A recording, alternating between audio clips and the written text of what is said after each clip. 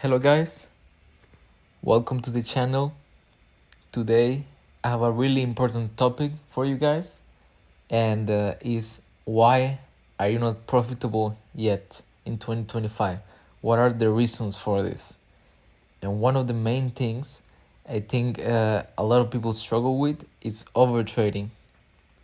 But I think it's really important to look for the whys and not just to think it's something that we can just stop doing, which is true, but it's really important to just be aware of your reasons why, so you can really dig deep and really be more aware. So next time that you're about to do it, you catch yourself and you can take a more conscious decision, right? So the first reason of why people overtrade is because you're fooled by social media and believe that you'll be taking one to multiple setups a day. And this is super common, guys. Don't feel bad if you see people on Twitter talking about their 1 to 10 RR trade and I catch 100 pips, I did this, I did that. Guys, just trade your strategy. Their strategy might be different, their strategy has different rules, and most likely they took 20 trades and they showed you the one that it went to profit, right? So guys, treat this like a job. The fact that other people are telling you to find more setups and that they found a setup in the day doesn't mean that you should be doing it too. Wait for your own day that you find a setup, and meanwhile just sit on your hands and be happy for them. They can do whatever they want, but you follow your rules, right? This is the first reason. Now let's hop into the second reason of why you might be overtrading. The second reason why you might be overtrading is that after losing a trade, you just want to make it all back. And this is called revenge trading. The question is, why would you do that if you know that by just wanting to make it all back, you're not following your strategy? Guys, we have to let our edge play out. And just wanting to make it all back, it just adding losses to your equity curve, and it just leading you into drawdown. We have to be more conscious about this and catch ourselves in the moment and really go into our senses and think, is this really worth it? Is this really a setup that I want to take? Is this revenge trading, or is this an actual new setup that I'm willing to risk my money on, right? If you have a back-tested, proven strategy, you have to respect your rules. And that's the only thing that is gonna make your edge play out. If you don't respect your rules, the whole plan is thrown out the window and nothing really matters. Your edge is not gonna look how it looks in back testing if you just revenge trade, right? So that's the second reason of why you might be overtrading. The third reason why you might be overtrading is that you think that being on a lower time frame means you should be trading more, and that's not always the case.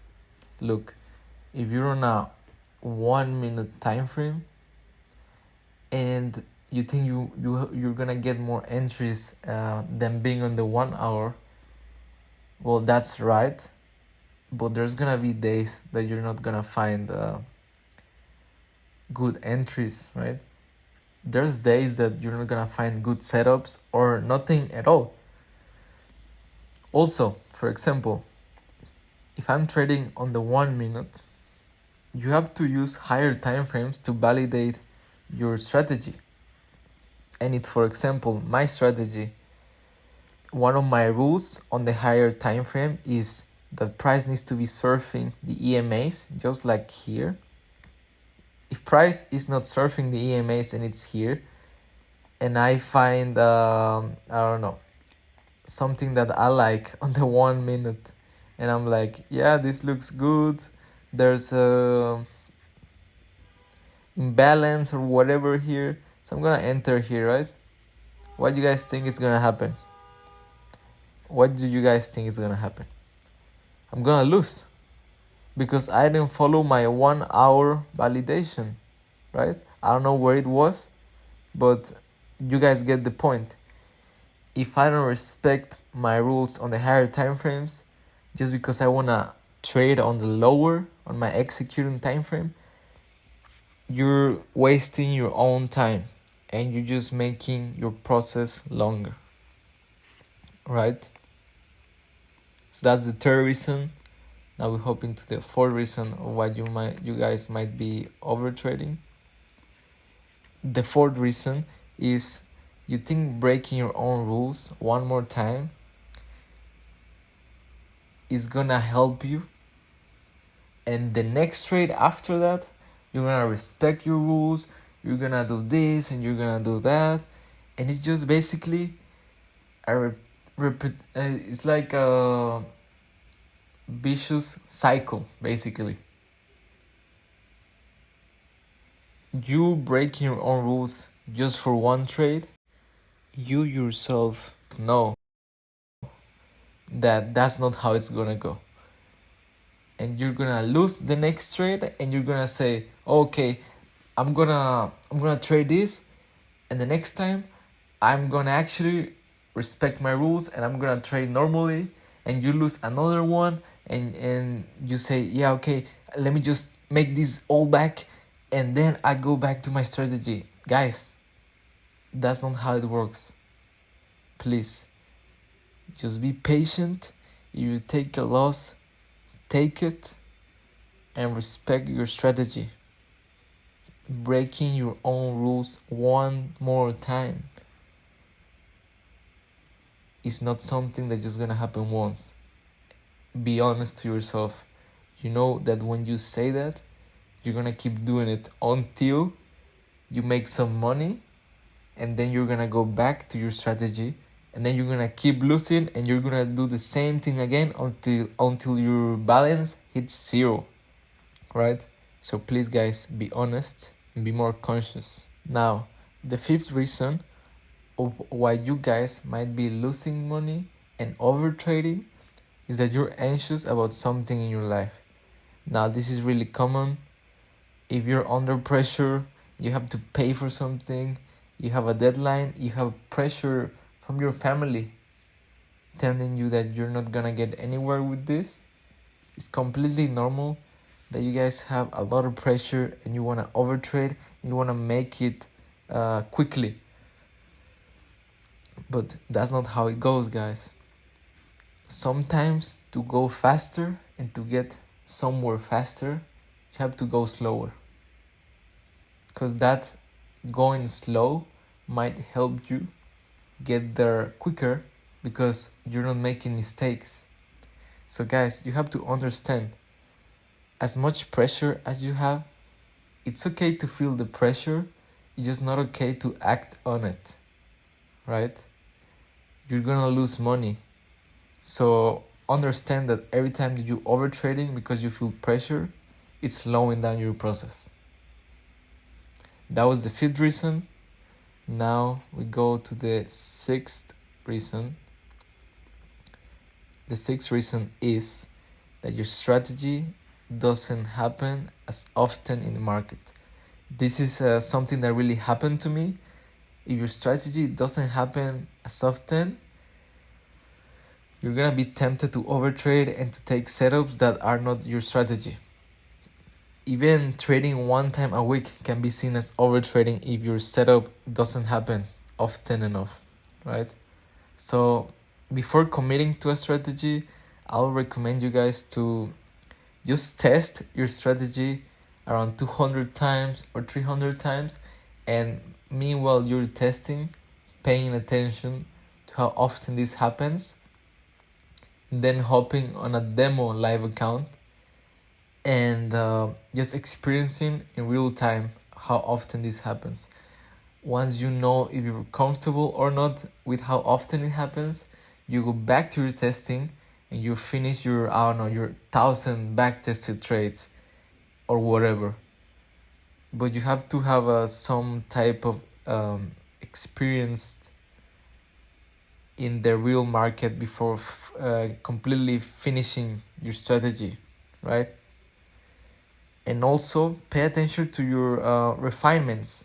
Sometimes over refining, yeah, you might have a higher win rate, but maybe it's not worth it, because maybe removing those refinements allows you to take more trades and it gets you more profit. Yeah, maybe your win rate is a bit lower, but having a high win rate does not mean that you're gonna be better trader, because you might trade way less, and that equals to less RR in total in the long run, you know. So pay attention also to your refinement. Sometimes it's not worth it to refine. Sometimes having a higher win rate is not really worth it. And in fact, the most profitable people in the market are always, most of the time, low win rates, because when they catch a trend, they catch it and it just goes, right? So don't think that having a low win rate or having a high win rate means something bad or good, you know.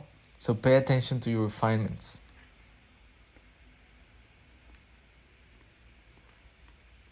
Now, number 7, and the last reason why I think you might be overtrading, is that you spend unlimited hours on the charts, and that leads you to see every single thing as an opportunity. This is something that also happened to me.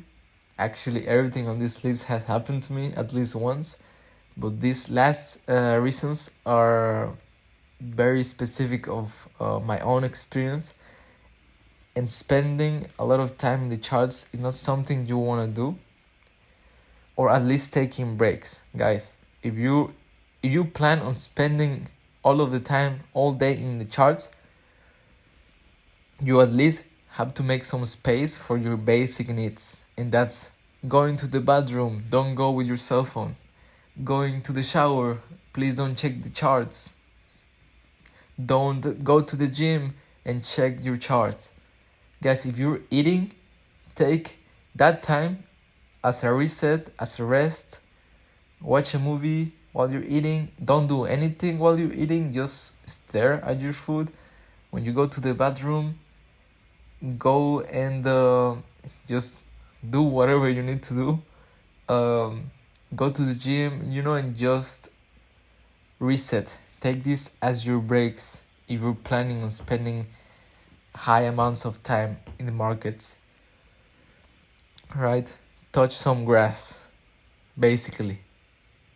So yes, if you spend a lot of time in your charts, please guys, I don't recommend this, but if you're gonna do it, take some breaks and find a way to reset, even if it's just a couple of minutes going outside. Next is Coca-Cola with ice. So this was all the reasons why I think you guys might be overtrading.